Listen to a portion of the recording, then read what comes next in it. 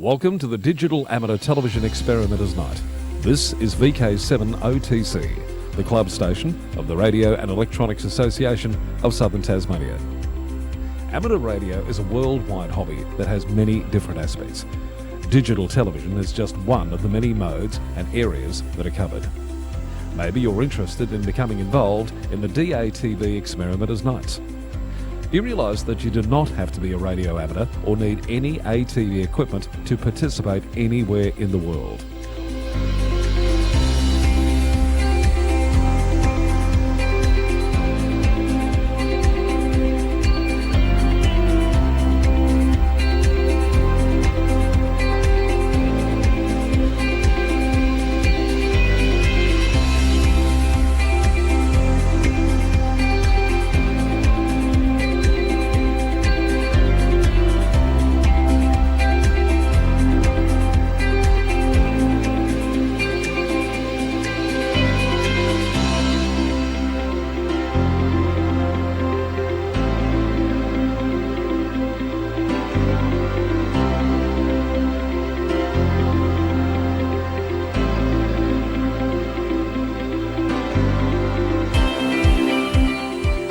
Also participate in the night by coming up to the Queen's Domain clubrooms. Yes, right on top of the Queen's Domain in the heritage-listed Coast Wireless Station. You never know, we might get you in front of the camera or behind doing one of the many roles during the night. We get underway with our program on a Wednesday night from 7:30pm local time. We'll see you soon. This is VK7 OTC.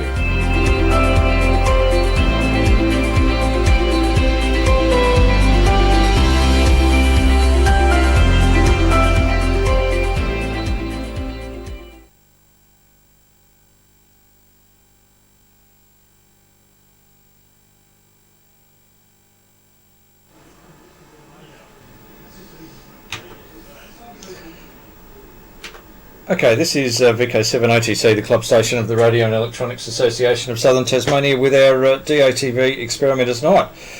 And I welcome, I think this is your first time in the... This is my first time on air. Hello, viewers. This is Anthony, VK7 Lima Alpha Golf. So one of our recent standard licensees. So congratulations on that one. Thank you. So very good. Started studying for my advanced already. Woohoo! Excellent, excellent. Through the Radio and Electronics School? Yeah. Yes, excellent. No, good choice. Very good choice. So Anthony is another proud owner of an IC-705. So what we'll go into in a sec. I've just got a little bit of housekeeping to do before that, so I'll jump around here. Just remind people. And hello to Harry, VK7HXT. Hello, Harry. You're on the streaming channel again this week, which is excellent. People can call in on R2. They can also call in on the streaming channel, like Harry. We encourage those people to call in and just give us comments, give us questions as we go through, because I'll monitor the various channels. So very good. Yeah, I remember Harry was here last week. Correct. Did you get your call sign allocated yet, Harry? Let us Yeah. know. Yeah. Good question. Excellent. I assume you have, given your HXT, but you'll let us know in due course. Very good. Now, the Reast Treasurer has asked me to just remind our members, our Reast members, there are a couple of copies of the unaudited financial statements for 2020 in the club rooms for people to have a look at, but just stress that they are unaudited copies, but in preparation for the AGM, which is on the 31st of January. A introduction from our sponsor. So they are unaudited copies, but they are available in the club rooms in preparation for our AGM on the 31st. So I'm just waiting for the ACMA to do their bit in the coming weeks. So, hang in there. Yeah, hang in there, Harry.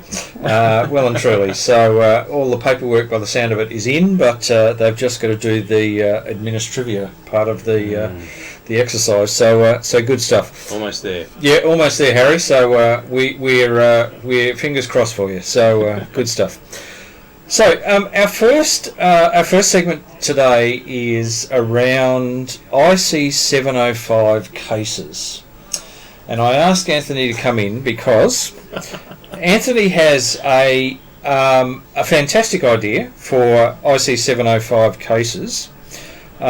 So what we might do is we'll start with Anthony. So we'll plonk it up there, and I'll. This is my ghetto case. No, it's a good case. Now let me just do a bit of a focus on that because that's wildly out of focus. Oh, there we go. That's better. Cool. There we go. So if I unpack my ghetto case. So it is a now the one thing about this is it is actually a Sistema case which is waterproof. Yes. When you stick the lid on, it is actually waterproof, so that's a definite advantage. So absolutely, and if you have a whole bunch of bubble wrap, like I have lying around from buying too much stuff, then that's the impact resistance as well. Excellent. Oh, there we go. And in fact, that fits it very nicely. I went into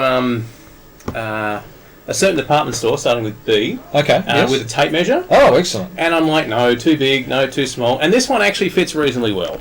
So I kind of went with this one. Because if I pop that in there and push the screen against the case there, you can kind of see there's a bit of room there. It fits pretty well. And then once you put the speaker mic in this, there's this little gap at the back. Oh, yes, where the battery is, you can use that to wedge it in. To stop it from moving around too much. Nice. Very nice. So then it's just a case of coiling up all the stuff. So bubble wrap for impact resistance, as you said before, waterproof. Well and truly. So random antenna, power cable. Now the waterproof nature is actually something if you are doing SOTA activations and you're doing where you're trekking into somewhere, you need it to be waterproof in some way, shape or form. So that's actually not bad. So okay. So that's that along with. Ooh, okay. But wait, there's more. That's right. These batteries. I know Ben had one of these on the show last week. They did. And these things are incredible. They're amazing. They're so light. Correct. Correct. When you look at that form factor, a normal SLA is about 3.3 kilograms. This is just under a kilogram. So I actually weighed this last night. Oh yes. With the Anderson connections at the top. Yep. 799 grams. There you go. I love it. And then a big dipole. Oh, okay. SOTA 40 and 20, and that's literally my SOTA kit. That's the pack. Yeah, I love it. So I throw that into a bigger backpack. Yeah. As you said, if it rains, I'm not too worried. It just stays in the Sistema container. Yeah. Don't care about that. No, I wouldn't. No, but I don't care about that. No, not really. Not unless I drop it into a puddle. I figure it's probably fine. But even a puddle, you'd brush it off and that would be... Yeah. Exactly, and it's got some smarts in here which would probably stop me doing anything stupid. Yeah, it does. Believe me. Yeah. That is fantastic. That's my little kit. So, have you actually used it in anger? Oh, I have. Although it wasn't in anger, I quite enjoyed it. Okay. So I did a SOTA activation down in Black Bay. You did? Yes. Yeah, I did.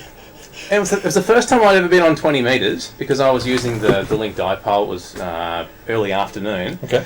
And I got as far west as Perth, as far east as I got to New Zealand, and what are those islands to the north? The name escapes me now. New Caledonia. Yeah, New Caledonia. Yeah, I was going to say Indonesia. Yeah. No, not that far, unfortunately. No. No, and that was early afternoon. Okay. With the 705 on single sideband on 20 metres, so I was quite impressed. Lovely. I was quite chuffed. Good stuff. Good So stuff. yeah, and what was interesting when I did the SOTA activation, Yep. it did start raining on and off. Yep. And every time I did, I had to put it back in this little container to protect it from the rain, wait for the rain to pass, and then take it back out. Have I got a deal for you? Oh, okay. Tell me more. I carry in my SOTA pack a hoochie. Oh, right, okay. Now, I priced up hoochies, and you can buy them ready-made with the eyelets in them, you know, and the cord and all of that sort of stuff. And for those who don't know, a hoochie is literally just, it's a rain sheet, it's a waterproof sheet that you string something between, I don't know, 2 trees or 2 rocks or whatever, or a trig point. I've used it on a trig point, and I made sure that it was big enough to go over the base of a trig point, so you could actually basically get a waterproof cover using the trig point. Right, okay, and then put the radio onto that. And then you sit under that, and I've done that quite a few times. So, so I carry, and I priced them up. They are quite expensive to buy, so I actually priced up what it would cost to buy the ripstop nylon material that they're made from. So this is the material that a lot of tents are made from. So it is waterproof, but it has little fibres in it that stop it ripping.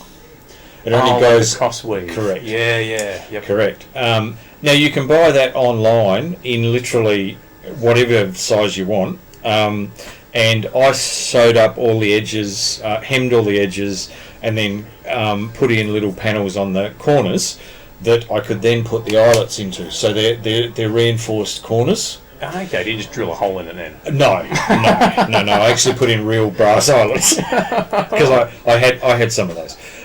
So if you've got a sewing machine and you want to save a little bit of money, you can make your own. You can well and truly make your own, or you can buy them. And secondhand.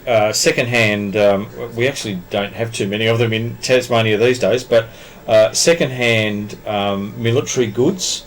You know, where they what all goods used to be, but they don't tend to sell that sort of stuff anymore. But that sort of area, there used to be one out in Glenorchy, but I don't know whether it's still there. I think I know the one, like actual military surplus stores. Surplus stores. Not just camping stores. Correct. A lot of them go and they do sell camping equipment, but that's where you buy the hoochies.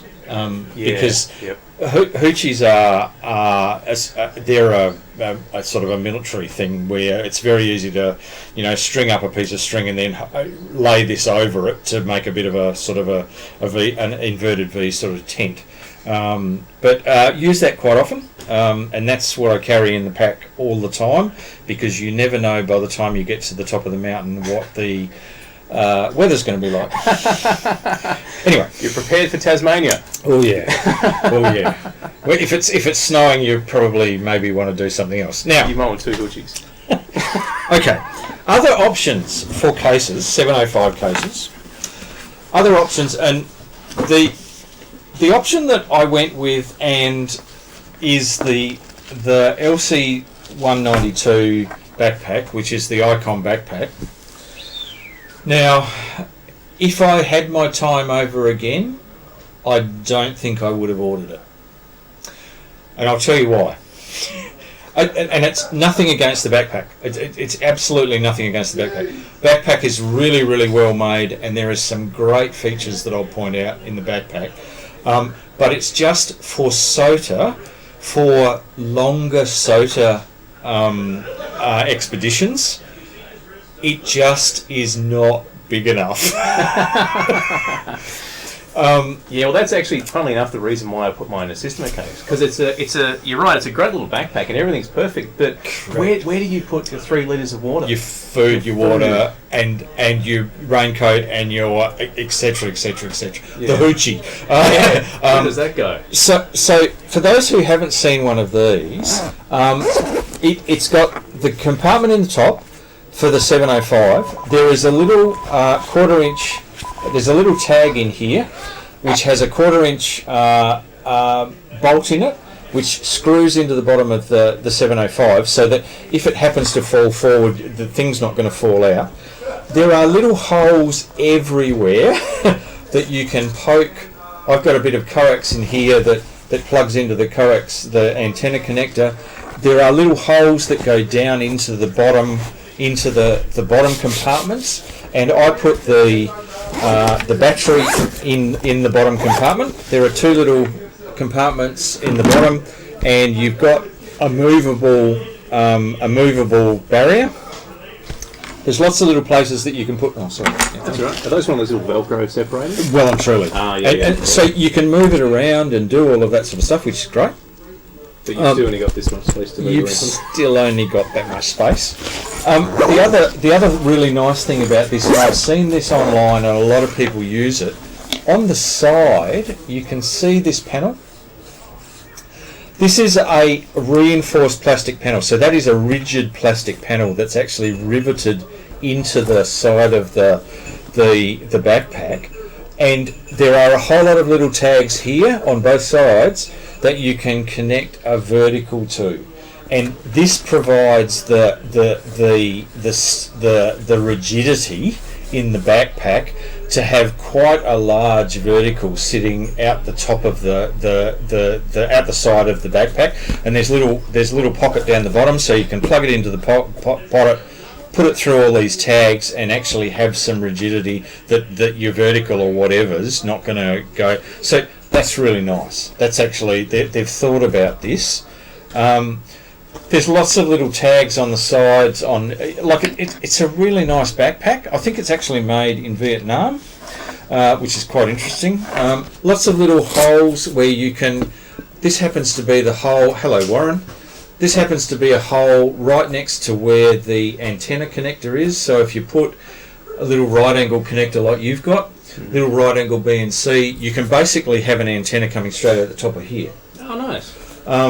So there's some really nice stuff in the backpack, but for serious SOTA work, I probably wouldn't have bought it if I'd known the size of it. Unless you're a minimalist. Well, very minimalist. Yeah, and in Tasmania you really can't be. So I have taken this. In fact, the last SOTA activation I did on Mount Saddleback up in the northeast. I decided to put this inside my other backpack. Oh, so I actually slid this, and the big advantage I had on that day was it was a blue sky day. There was no weather forecast. It was literally blue sky the whole walk. And I thought, okay, I can take the hoochie out. I can take the bits and pieces out, and I can fit that in the back of the backpack. And that's what I did. But then I thought, okay, what I'm actually doing is I'm taking the weight of that backpack. I'm taking all the water that I usually take. I'm just sort of going, this is a bit inefficient. That's an option. If you're doing a couple of hours trip up walking up a mountain, you know what it is. Go for it. I guess for day hikes it'd be okay. Well, truly. And lunchtime hikes. Hikes. A couple of hours. You're up there, you're back, and it's just that'd do fine. It'd because you can fit a bottle of water, a normal bottle of water, your normal bottle of water, in there. But if you're going on like a day-long backpack where you have to take like 2 litres of water with you, you'd be going to fit that in that well and truly. Yeah, well, I tend to take one of those 2 or 3 litre water bladders with me as well. Yeah. Okay. So yeah. Do you have is that in the backpack or is it's that actually in the pack. So if I put the straps forward, there's like a little compartment where I can stuff it in. Yeah. And then I always have like another litre canteen as well. Yeah. So, I actually use those 1.5 litre. They're iced tea bottles, Lipton iced tea bottle, and the reason I use those is they're actually much more sturdy. They're actually a much thicker blown plastic. Yep. And they last. If I drop them and they fall, they don't just split. They don't. It's that sort of stuff. That's I've used them quite often. So yeah. But anyway, so I went looking for a container, and Anthony took his tape measure with him. I took the radio with me. And I walked into all of the camping stores around Hobart And I said, I need a container that fits this. And they went, ooh, that looks interesting. And the lady in one of the went, yeah, okay, right. And just sort of looked at me really strangely. Yeah. Did they ask you how much it cost? No. Because I've had that a few questions a few times. You're like, oh, you don't want to know. So what I ended up finding was, this is actually sold as a lunchbox, as a cooler lunchbox. It's Swedish. For those who have seen that, the Fjällräven Kanken, whatever that means, and it's got a little Swedish flag on the back of it. It is padded, so there is foam inside it, all the way around it. And what I ended up doing was getting a piece of foam, actual soft foam, and then a piece of this is mounting board, so this is hard foam. Now, fortunately, what was that? did we need that? What just fell out?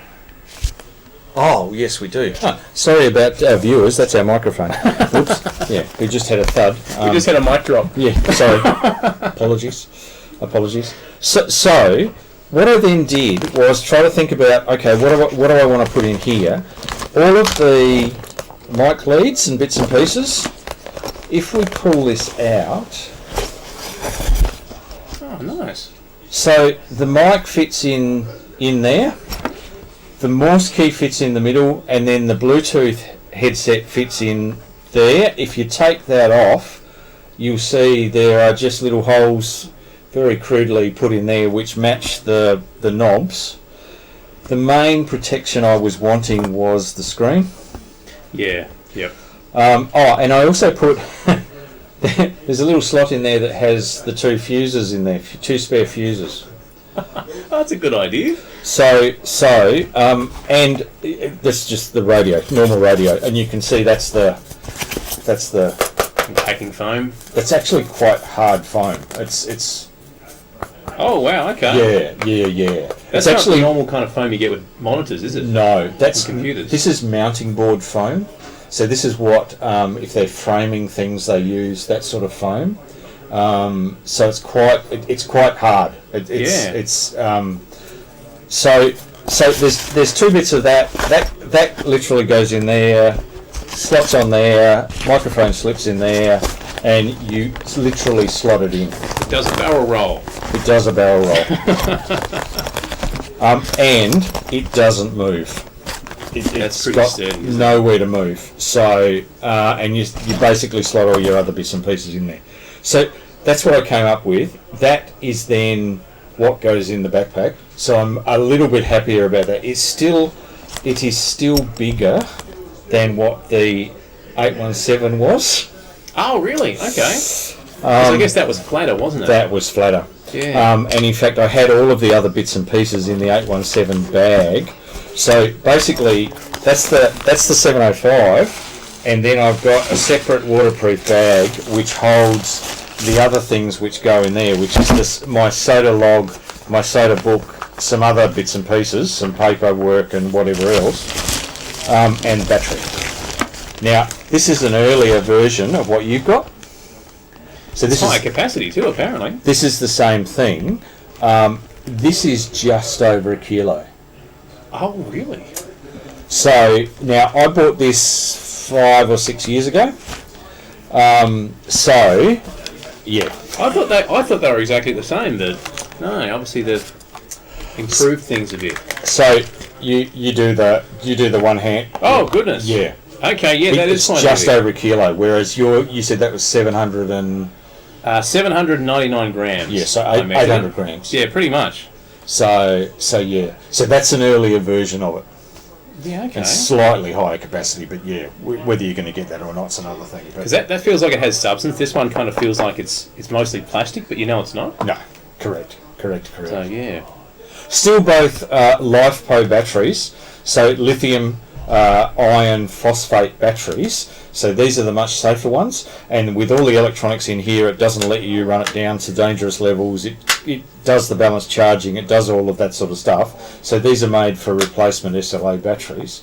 And the cycle, the number of cycles that you can take the battery through for these is something like about 3,000 cycles, which is your normal SLA battery is in the tens, just maybe 100 cycles or something like that.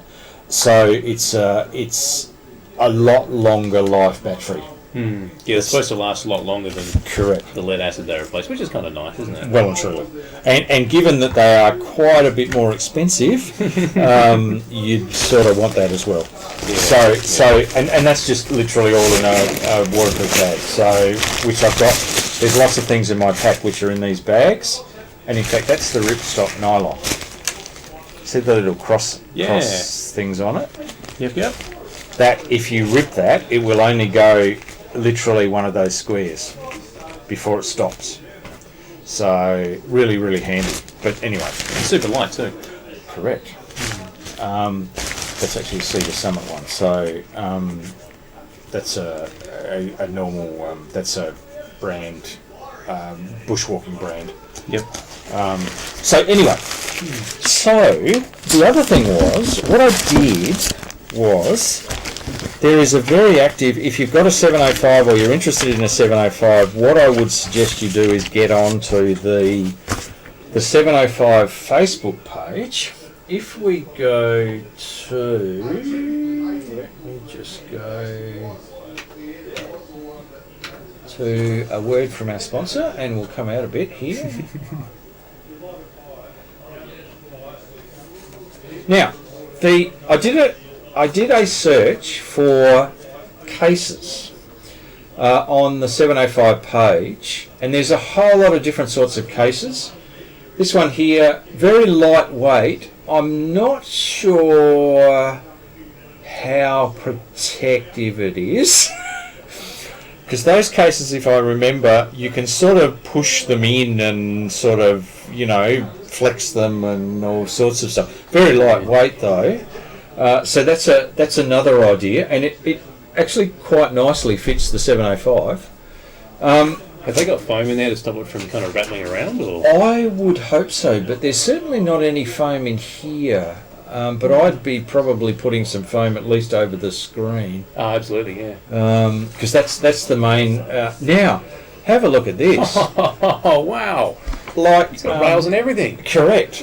And it even brings out the it even brings the antenna connector out to a UHF connector on the front panel. Oh, that's a shame. So yeah, okay.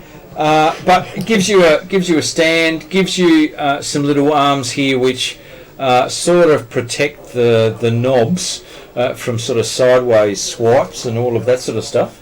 Yeah, those rails at the front would stop it from impacts and stuff too, I guess. Well and truly.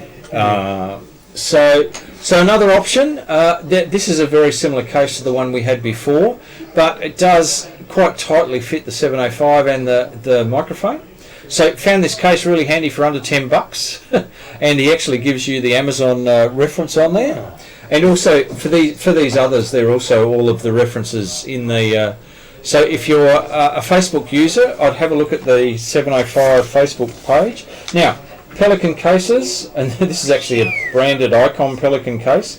Pelican cases can be fairly expensive, but they're talking about here US $40 reduced from 80 on Amazon. So for a Pelican case. For a Pelican-like case. A Pelican-esque. Yeah, that's it. That's it. That'd be useful to have in your boot, wouldn't it? Oh no, well and truly. Carried around. But it's not. Again, if you're doing serious SOTA stuff, it's too heavy. It's too heavy. Briefcase to the peak. Correct. Now, this one's a bit interesting. This is a bit of it looks like a wine bottle chiller, like an insulated container that's a cylinder, and basically it fits the 705 into the sort of the length of it. Along with some space. I think it's a wine like chilled wine bag. Yeah, the Condor H2O pouch. Yeah, okay, so it must be. So, so that's a bit of an interesting idea. Reminds me of a camera lens case, because you get some very big. Big lenses, Yeah. with the protective cases. Yeah. Now this is another another Pelican case where you can actually fit two of them in there. Because if you only buy one, why would you only buy one? Oh, redundancy. Yeah, exactly. Called a Peli Storm case, and there's the number. So that's another option.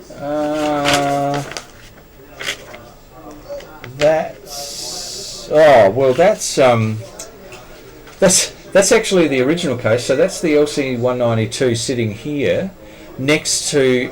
He's got another backpack here, which has a whole lot of pockets and bits and pieces. So a bigger backpack. So there's an interesting option. Bigger ICOM. Yes, bigger than the ICOM backpack, but good enough to bring another QRP lithium-ion battery and another 100-watt HF mobile radio, like a 7300 or 991. So that's another option as well. So if he gives up on QRP, he can go to the 7900. Hey, and just 100 watts. And then this is actually, I think, a Pelican case. And it just shows how there's all the foam on the inside cut out, which is the sort of the standard Pelican type arrangement. He just opens it up, screws in the antenna, and bang, he's off and going. So that case is basically his station. Well and truly. So put the case on the table, and Bob's your uncle. Yeah. So there's a few case ideas for a 705. Now, Harry has a comment here. What is the 705 like for satellite work? Well, I haven't used it for satellite work. However, you can run split. You can run split on any frequency. You can split between VHF and UHF, which is what you need for satellite work. And if you're then controlling it with, Ham Radio Deluxe or G-Predict or Sat PC32 or whatever a satellite application of your choice is, I suspect it would be a very nice little QRP satellite rig. So when they had the repeater on the ISS, I did satellite activation with the 705, and it's actually really good because you can record as well. Just push the button. Yeah, so if you didn't catch the call sign, then it's really easy because it just records the pass. So it actually works pretty well. And it records that to the SD card in the side, so you can get to that afterwards as an audio file. Yeah, really, really nice. Obviously, it's a little bit heavier than a regular handheld. But if you've got the 705, I think I had it sitting on a chair beside me. Yeah. And the mic, and I had it Yagi, because I do a ghetto. Okay. As it's passing. Okay. And it actually worked pretty well. Fantastic. So it does work for satellites. Well and truly. I suspect very similar to the 9700. 9700 is great for satellite work, and we had Richard on a few weeks ago around the ISS SSTV. They were transmitting continuously SSTV for the 20th anniversary of ARIS, and Richard gave us a little talk on that. So it's just fantastic. So anyway, that's 705 cases. So I hope give people a bit of an idea about what's out there and what's available and what's possible. So Yep. So thank you very much, Anthony. No worries. I hope that's been that's been cool. That's pretty impressive. See, that's probably what I'd do if I thought about mine a bit more. No. Well, hey, it's and if you need any of that foam, let me know. That's just normal Foamland foam, and in fact, you can probably buy that from Foamland as well. I'm pretty sure in our workshop at work, there's probably the pallet loads of stuff that comes with monitors, I reckon. Yeah. So anyway, that's what I've thought of, and it will be pressed into service on Sunday because I am activating Mount Roland and Mount Claude up in the northwest. Oh, okay. So I'm doing the up to Mount Roland, then across to Mount Van Dyke, which is not a SOTA summit, but it's on the track, so you do it anyway. And then across to Mount Claude and then back down. So you start on Claude Road and you end up about 3 or 4 kilometres further down Claude Road at the other end. So yeah, but you basically walk the ridgeline. So that's what I'm doing on Sunday. Are you doing any of the VHF, UHF on the weekend, or have you run out of radio time? I've run out of radio time. I'm up there. I'm actually up there because my wife is doing a harp day on the Sunday, so she'll be doing harp and I'll be doing radio. Playing radio. Yeah, perfect. So, I know you've also got a straight key with your 705 key as well. Do you use that with Summits? Yeah. Well, okay. I'll admit, I've only used it a couple of times because my CW is not good. But if you get to a point where you are not making any contact at all, I go to CW and see what I can get. Right. So, and then struggle my way through. Okay, that was a V, that was a K, that was a 3, I think. Yeah, just go back to the playback and just play back the same thing again and again. And it just takes a little while for QSO. Yeah. I found when I activated Summit 2, the voice recording feature was super handy. Yeah, okay. Because you go into the voice memos and you'd start recording and then you say, this is VK7LAG, blah, blah, blah, CQ, and all you do is just tap the button. And you wait for about 5-10 seconds and then tap the button again and then just do everything for you. It was great. I love it. It's built for SOTA. Saves your voice in it does. Contests. Yes. Yeah. Which is very, very handy. Yeah. It's a nice little radio. I love my 705. It's nice. It is really, really nice. So and we're finding more and more ways to use it. So it's really, really good. So anyway, all right. Thank you, Anthony. Right. No worries. Can you grab Richard and send him in, please? All right, we'll do. That's fantastic. And good luck with future SOTA and activations with you. I love the ghetto. The ghetto case. The ghetto case. I think that's fantastic. Simple and effective. And that's what you need because it doesn't go wrong. No, as you said, waterproof, so I don't have to worry about it. Whereas this actually isn't. I've got to put it in one of the bags. Okay. Because it's probably water resistant, but not waterproof. Yeah. The water would just soak into that as fabric. Yeah. So one of the disadvantages. Right. So cool. Thank you. So this is VK7 OTC, the club station of the Radio and Electronics Association of Southern Tasmania, with our DATV Experimenters Night, and we've got lots of viewers, so lots of streaming viewers. So if you've got questions or comments, please submit them. Hello, Richard. Hello, Justin. Now, regular contributor, Richard. G'day. So I thought I'd get you in because you've got one final opportunity. Yes. to do some promo. Did we mention the field day? The field day. The field day's on Next Saturday. Weekend. Woohoo! Yes. So hopefully everybody's gonna. He looks at me. You're not going portable. No, I'm going I don't think we're going to be SOTA. working in on 10 gigs.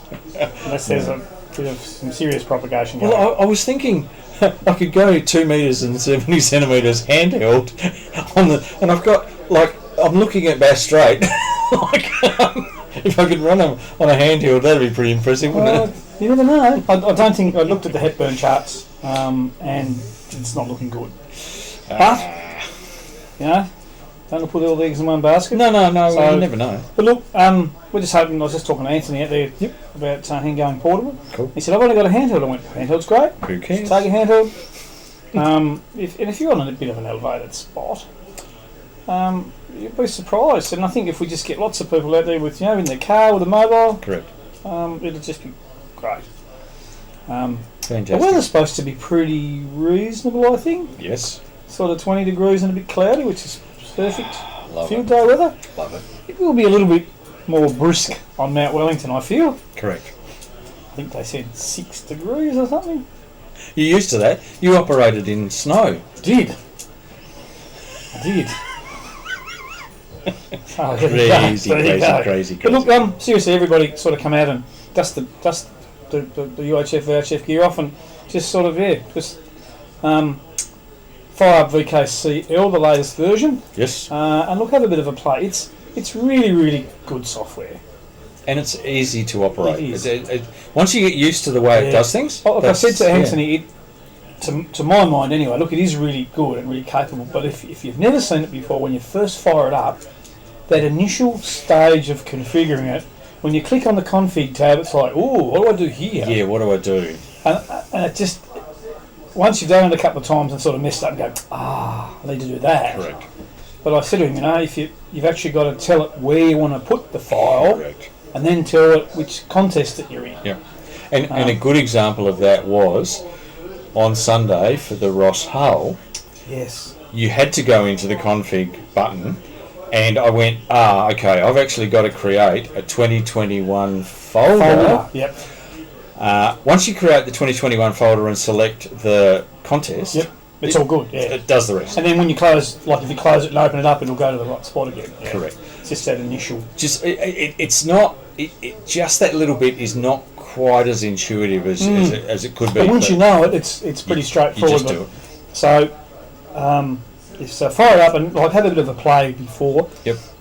Obviously create some dummy folders like test, and as we always do. Yep. But the other thing I want to stress to everybody is and I actually even said to Anthony, if when people give signal reports for the contest, if you give somebody no one really minds if it's the obligatory 5.9 because that's already in software. Correct. But if you go to the OCD point of giving someone 5 and 5, make sure that you actually write it in the log. Because you'll get it disqualified if you put 5 and 5 and they put 5 and 9. Correct. And that's really, really frustrating. So, and I did that on Sunday a few times. I went, don't do that. And the other thing is, it defaults to single sideband. Yes.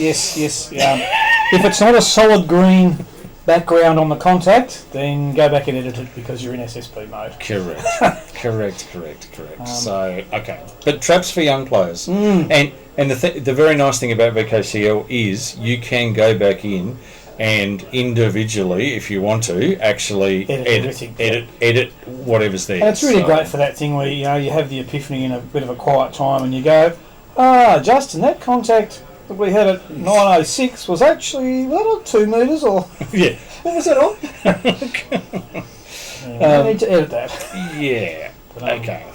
But no, look, I think it's good, and hopefully there will be the boys up north. I think Peter. Yep. I'm not sure. There could be some talk about him trying to work across past strokes. I think he had some success today and worked. Oh, okay. Worked red VK3WE on 1296. I've got, while you're on that, Rex was here earlier. Yeah, he worked on SSB.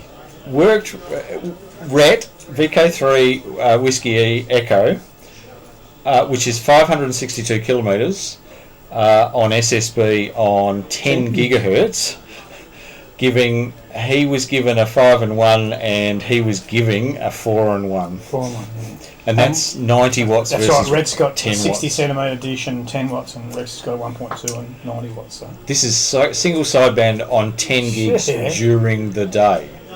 And any other day, like the other night, I worked RET on 10 gigs with Q65, the new WSJT, and it was on the edge. I think he gave me minus I gave him minus 30. Okay. He gave me minus 24. That was Okay. the dish inside my Radio Shack aiming out the window. Wow. Okay. So And how much power? How I much? had 30 watts and he has yeah. 10. Yeah. Okay. Okay. So that was pretty good. That was a 2-minute period. But Just amazing. but it's pretty cool. Like really, yeah, line of sight only. Oh no, correct. And Rex was saying that you can work RET the whole day on digital.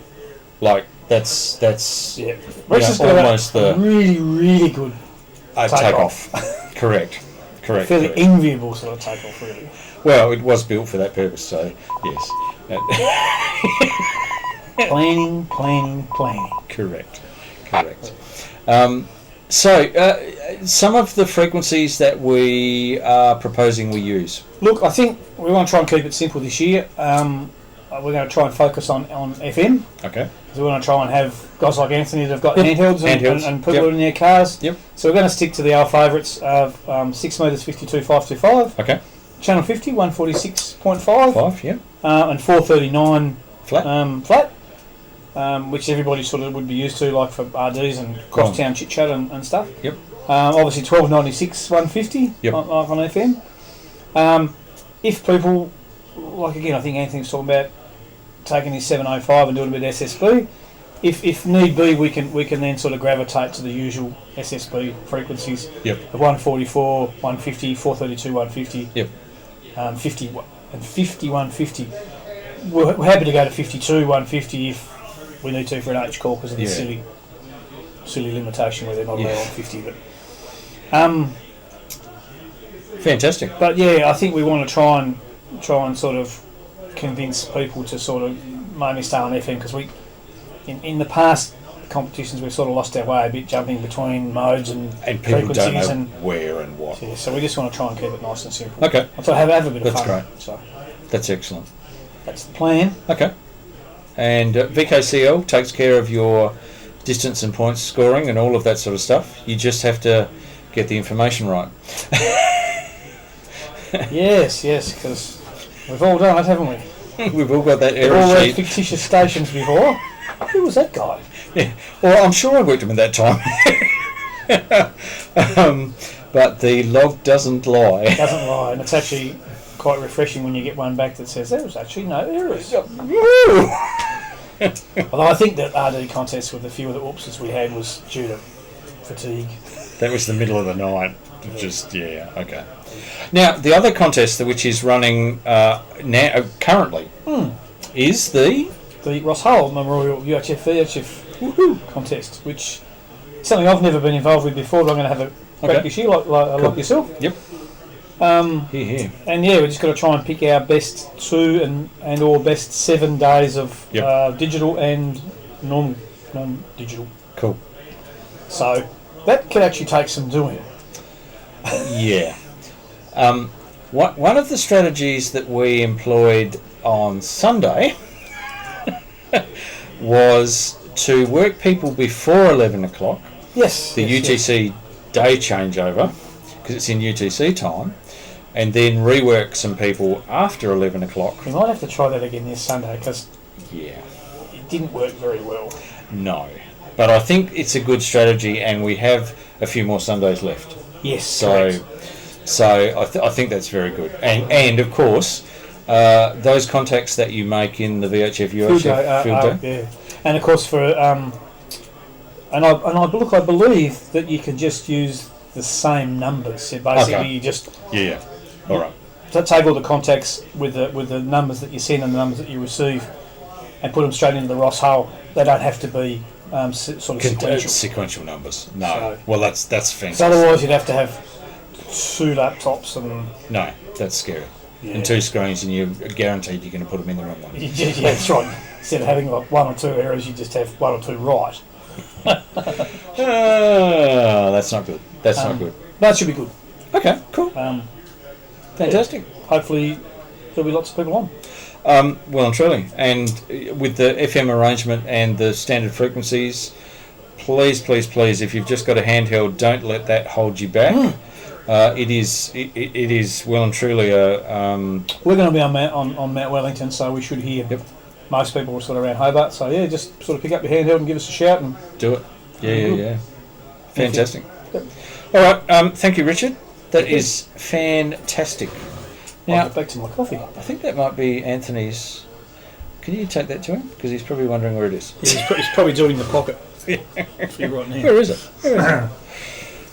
So, thank you, Richard. Now, the next bit of segment, which is a bit of a quick look. Lots and lots of people have Fitbits or Apple Watches or Garmin Fenix watches or whatever. When I this is a Fitbit Charge 4, so this is one of their sort of middle of the range Fitbits. It has a whole lot of it's got Bluetooth and a few other bits and pieces and GPS and blah blah blah. On the back, in fact, hang on, we'll go to.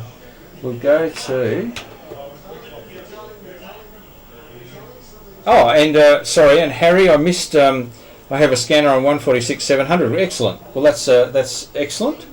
What we'll do? Oh, hang on. Sorry. Let's go to here.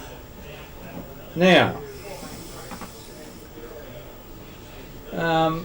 let's zoom in here. On the back of the Fitbit and the back of watches, and the back of the Garmin watches, etc., there is an array of what look like little sensors. And if I brush my hand over here, you'll see that it does flashes what looks like a little green LED, when in fact it's a range of infrared beams, and this is an array of sensors, and you can see that's where also you charge the phone with the special clip that goes on the back of here. Now, this particular watch gives you a reading, gives you a pulse rate for a start, and I'll go into that in a short while. But it also gives you the what they call the SPO2, which is the absorbed oxygen in your blood. And I thought, I wonder how it does that, and I wonder how it does it with the wonderful little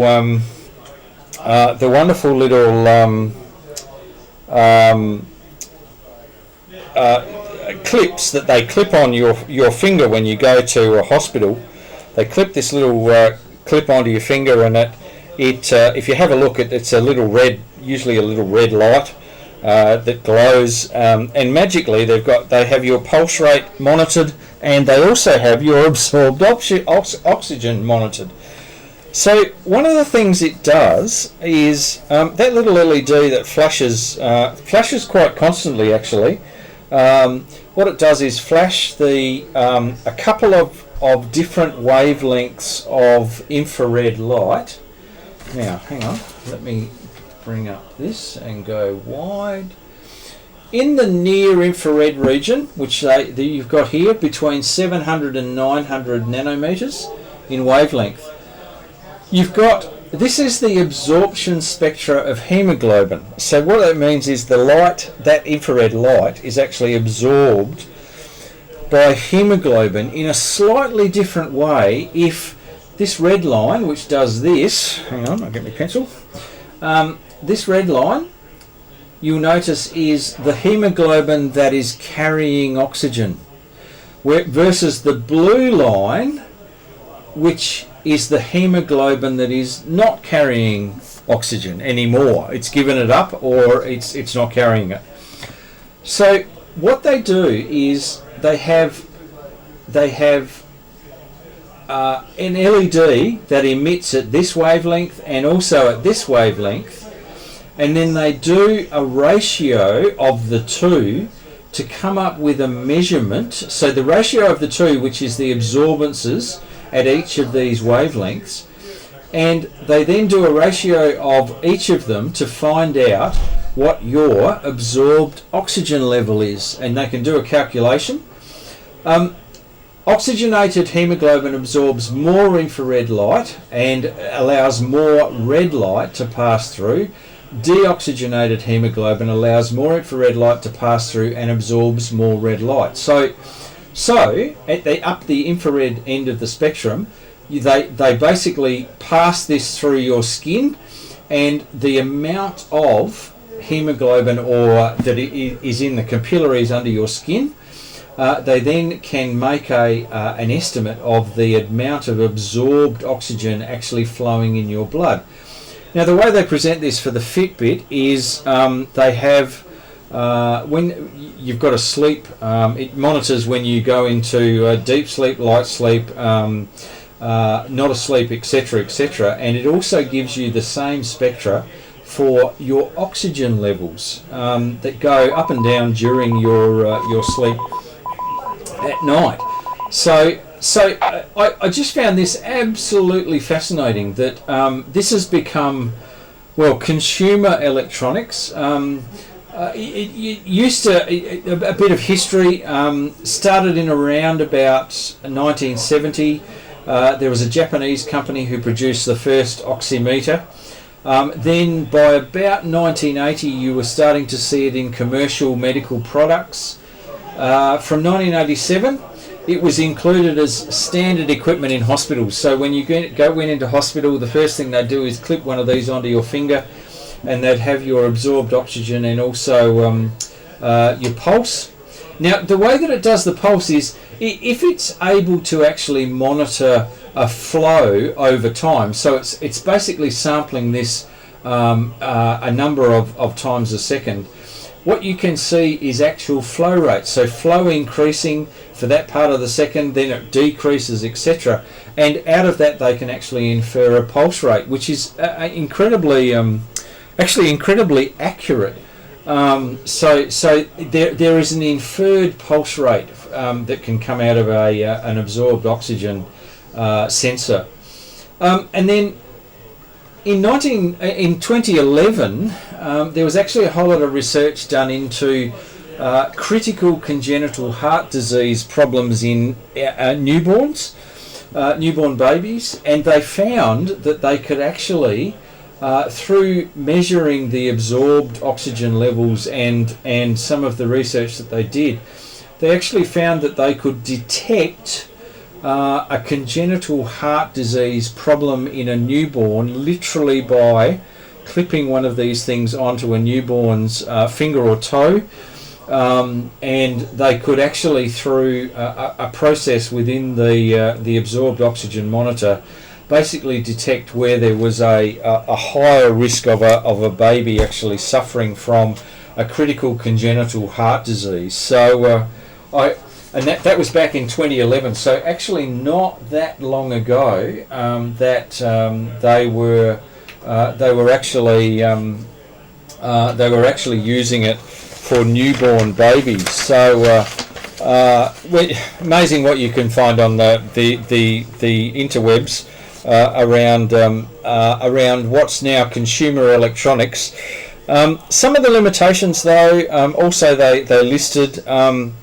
It does only measure absorbed oxygen, or hemoglobin, what they call hemoglobin saturation, not what they call ventilation oxygen, which is the oxygen obviously that you're breathing in, and the way that it actually is absorbed by your respiratory system. So it is only measuring one aspect of oxygen transportation. If you've got a lack of blood flow in your extremities, which I do in my fingers and my toes, it doesn't. If you've got things clipped on your fingers, it can have problems with accurately measuring your absorbed oxygen. But on your wrist, I certainly haven't seen it a problem. Hypertension, so if you've got high blood pressure or obesity, where it can't actually, there is a fair bit of fat on the surface of the skin, they've got a bit of a problem with detecting accurately that particular position. And there was one very interesting little fact that I found in here. There are a whole range of conditions that make the reading inaccurate, and one of those happens to be cyanide poisoning. It actually makes the absorbed oxygen read a whole lot higher than what it actually is when you have cyanide poisoning, which is an interesting byproduct of cyanide poisoning. Not that I'm going to test that, but yeah. Anyway, there's some interesting things about absorbed oxygen monitors, which are to the point where they are in consumer electronics. And certainly have been in mainstream medical use for a long while, since the late 80s. So yeah, just absolutely fascinating, the sort of technology that is available. Now we are 8:30 already. So what I might do is I was going to do a review of the latest Low Key magazine. I might hold that over until next week, and we'll see where we go from there. Huge shout out to Nick, VK7 Double Scotch Whiskey, who took out the Max Brunga award for his homebrew 80 metre transmitter, which is featured in this, and I'll go through that next week. So now our videos for tonight, our videos for our RF viewers. We've got a bit of a blast from the past. The radio physics section of the CSIRO. Now, it would have been the CSI,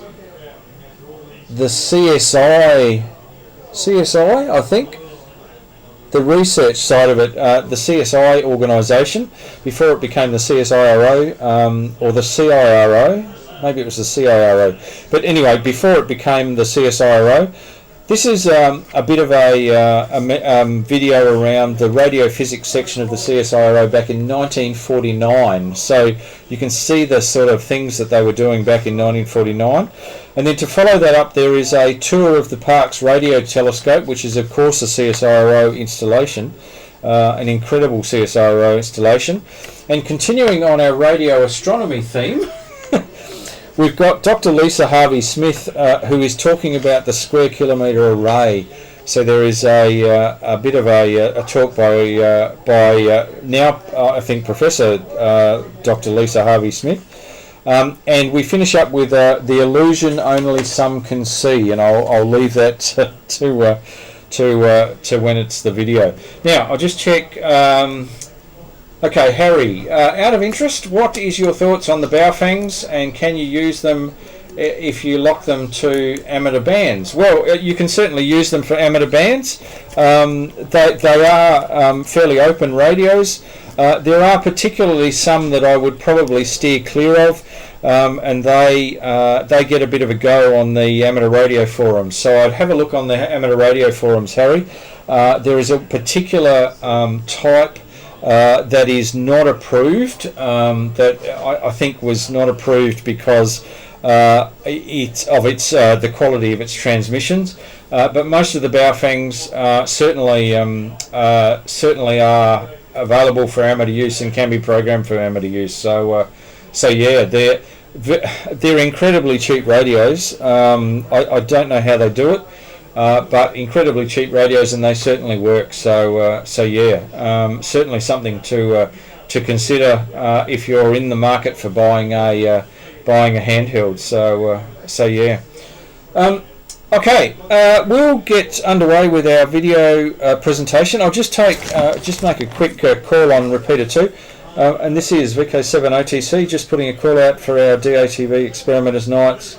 For any questions or comments on tonight's program, this is VK7OTC listening.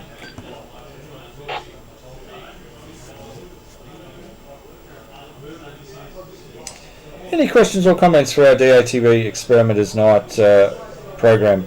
This is VK7OTC listening. No? All quiet on the Western Front? Don't forget Field Day on the weekend, and the Ross Hull, which is running the whole. Oh, okay. Andrew Elwell. Okay. Now that's well. Typical, loads of Astro stuff tonight, and I'm out of reception for direct reception. Okay, so I apologise for that, Andrew. These are all available on on YouTube. Yeah, and Andrew's, if my memory serves me correctly, Andrew's from the Pawsey Supercomputing Centre, I think, if I've got that right. Correct me if I'm wrong, Andrew. So they're one of the organisations that is processing a lot of this information that's coming from the square kilometre array on their wonderful supercomputers. So we should get you to give us a talk, Andrew, at some point about your work with Pawsey. But anyway, and Harry, I have one. It's in the box, ready to use, but might. Thank you, Andrew. Yes, I have got the right Andrew. But I might go and get him locked. A UV5R, yeah, which is I think they're the standard ones that are used by amateurs. So great stuff, Harry. So good stuff. Okay, we'll get underway. 73. We'll catch you next week, and I'll have a whole lot more, including the Low Key magazine, a bit of a report on the SOTA activation and how things went, and hopefully a lot of great pictures from the top of Mount Roland. So we'll get it underway with our videos and 73, and we'll catch everybody next week. Cheers.